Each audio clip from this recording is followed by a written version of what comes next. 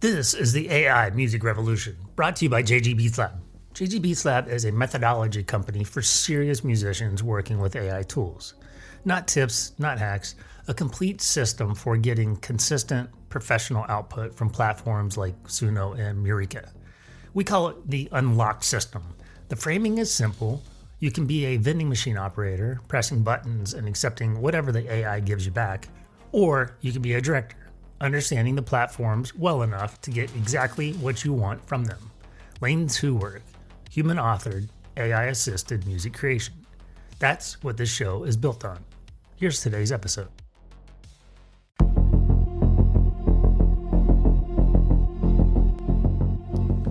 Hello and welcome to the AI Music Revolution. I am your host, Josh Gilliland, the founder of JG BeatsLab.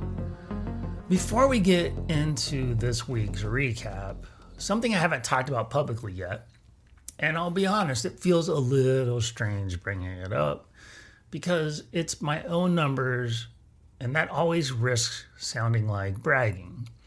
But I think it's worth sharing, not as a brag, but more as proof that means more than just me telling you that I know what I'm doing.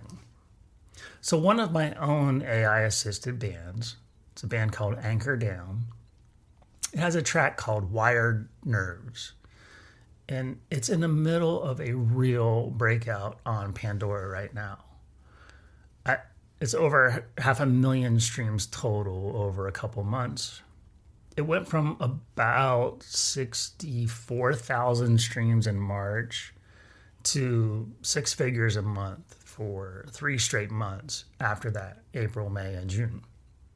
Pandora's own dashboard has the band currently sitting at around 70,000 monthly listeners. So I'm not telling you this to say that I've cracked the code. I know the magic. I'm not promising the same thing happens to your music, because some of what drove this, I'm still figuring out myself.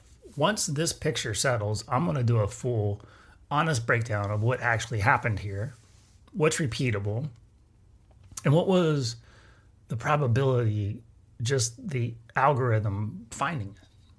For now, just know that when I talk about mastering, about finishing, about directing instead of gambling, it's coming from someone doing this every week on my own catalog too, not someone who, stopped after doing a little bit of research. All right, let's get into this week's recap. So this is a new format that we've started rolling out, where every Friday for the podcast, from here on out, the show will recap whatever went up on the blog Monday and Wednesday of this week. So if you read those posts, this is a slightly deeper cut. If you didn't, you're getting kind of the whole thing anyway. So this week, one post was about the voice in your head that says your AI music doesn't count, and one about the single decision that truly separates a catalog that sells from a folder of forgettable clips. All right, let's get into it. You're not cheating. Let's name the feeling. You spent decades earning your musicianship the hard way. Callus's Theory, Van Tours, 4-hour load-ins for 40-minute sets. And now you type a paragraph into a website, a finished song comes back, and there's a voice under the amazement that says, this doesn't count. I hear from a lot of you that this voice is the whole reason you haven't told anyone about your AI music yet. Sit with this instead. This argument is over a century old, and it has never once aged well. The player piano was going to kill musicianship. Recording was canned music, and union musicians fought it for decades. We all know synthesizers weren't real instruments. Come on, drum machines, they're going to put drummers out of work. Sampling, nothing but a theft. Auto-tune ended singing. Every generation's cheating becomes the next generation's instrument, without exception. There's a real concern buried in there. And I'm not going to pretend it isn't there. Type sad rock song, hit a button, upload whatever falls out, and you haven't done much. And it, honestly, it sounds like it. But that's not what most of you listening to this are doing. You're writing your own lyrics. You're making the arrangement calls. You're fixing the mix. There's a word for someone who makes every decision on a record without necessarily playing every part. That word is producer. Nobody ever accused Quincy Jones of cheating.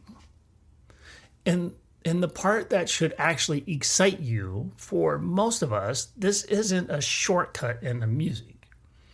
It's a door back into it. The songs that sat in your head since 1998, because finishing them cost too much time and money and other people's schedules, that cost just collapsed. You paid the dues already. This is exactly what they were for. All right, this week's second post gets at the mechanism behind all of that. And it comes down to two people using the exact same tool on the exact same day. Two people sit down at Suno on the same afternoon. Same subscription, same model, same credits. One ends the day with a track worth releasing. The other ends up with 11 half-listenable clips and a vague sense of disappointment. That gap isn't talent and it isn't luck. It's one decision made before either of them typed in a single word. The vending machine operator types a vibe, hits create, and waits to see what falls out of the slot. Keep it if you like it, pull the lever again if you don't. The uncomfortable part for that person, the critics are basically right. Whatever came out, the machine made it. That's how you get a folder of anonymous tracks that sound like everybody else's, because they are just like everybody else's. The director does something different, and it starts before the machine ever runs. Decide who's making this track first. The artist's identity writes the prompt, not the other way around. Generate a batch, and instead of shopping for a finished song, listen for the one take with just something in it you wouldn't have written on purpose. That's the golden seed. Then run it through one question. Strip the production off. Is the song still interesting? Keep only what survives that. The polish hides weak writing. Strip it down, and a lot of lines that sounded great inside the generation don't hold up. I took this to an extreme recently, building an industrial metal track, about as far from Suno's comfort zone as you can get. The model scored maybe 3.5 out of 10 on actually following the direction, added vocals to an instrumental brief twice. A machine operator gives up right there. A director takes a different question. Is there a song hiding in this generation worth rebuilding by hand? I locked the structure, pulled the stems, and rebuilt every part myself. The generation was the sketch. The record got built from that sketch. You already know which one you are. The operator isn't listening to a podcast about the psychology of directing an AI. You are. Same choice both times.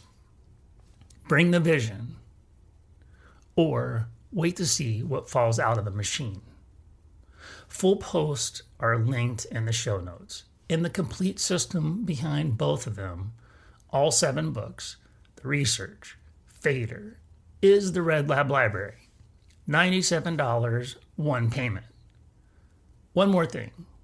I'm putting together a small founding cohort called the AI Music Release Lab, where I personally review your work every week and take one song from idea to finished and released in a month. Check the show notes for where things stand with it. Stop gambling, start directing, and thank you for listening.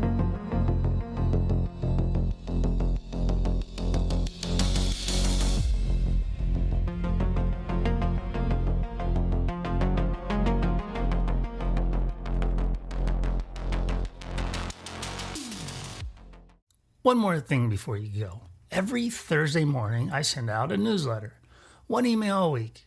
It's where I share what I'm working on in the studio, the research running in the lab, and the methodology I'm refining in real time. New books, new blueprints, new findings from the Red Lab protocol research. If that sounds useful, you can sign up at jgbeatslab.com/newsletter. Thanks for listening, and I'll see you next Friday.